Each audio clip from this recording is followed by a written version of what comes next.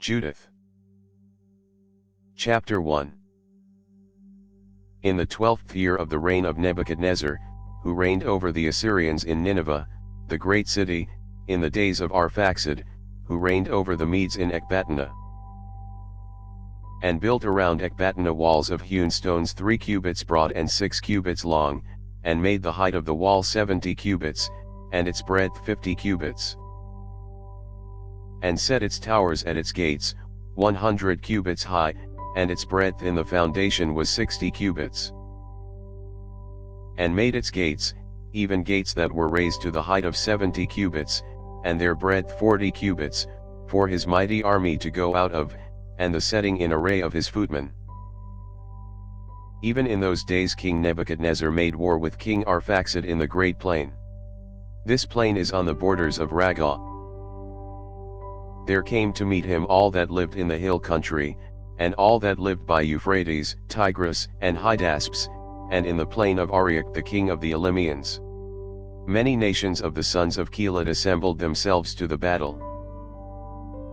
And Nebuchadnezzar king of the Assyrians sent to all who lived in Persia, and to all who lived westward, to those who lived in Cilicia, Damascus, Libanus, and Anti-Libanus, and to all who lived along the sea coast, and to those among the nations that were of Carmel and Gilead, and to the higher Galilee and the great plain of Esdraelon, and to all who were in Samaria and its cities, and beyond Jordan to Jerusalem, Bethane, Shelis, Kadesh, the river of Egypt, Tahpanhes, Ramses, and all the land of Goshen, until you come above Tanis and Memphis, and to all that lived in Egypt, until you come to the borders of Ethiopia.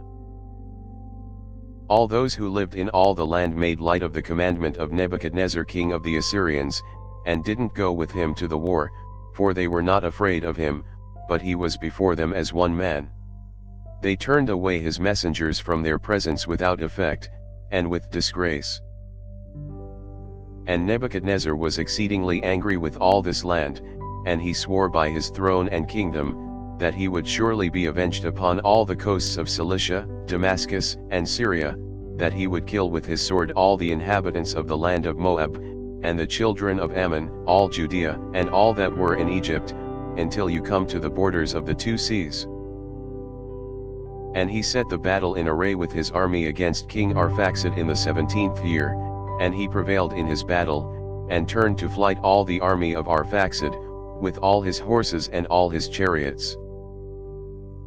He became master of his cities, and he came even to Ecbatana, and took the towers, plundered its streets, and turned its beauty into shame.